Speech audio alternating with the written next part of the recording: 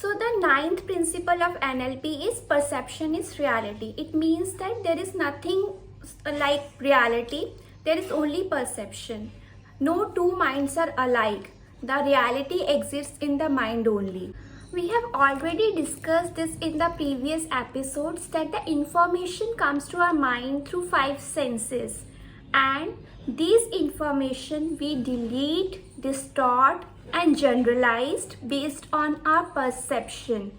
And whatever we have perceived, it has a very limited information, and our mind, like the state of mind, is changed. So let's call this perception as a mind map. Means how we represent the information in our mind. Okay, mapping, we are doing mind mapping. So this mind map has a very limited information and it is not updated. Let me explain you with an example.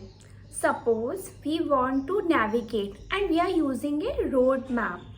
That is why whenever we represent anything in our mind and when it actually happens in the real world, it has a lot of difference, because while visualizing the incidents in our mind, we have neglected many situations which has actually happened in the real world.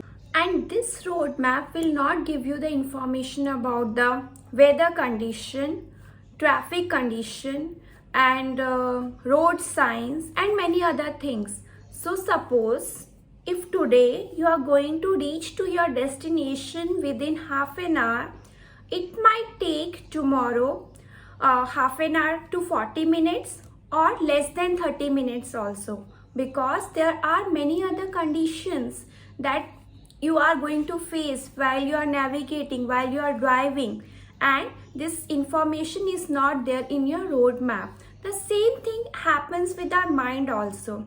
We have a very minimal information and it is very different from the real world. That is why how we perceive the things, how we get the information, it is very minimal and we are not able to relate properly to the real world.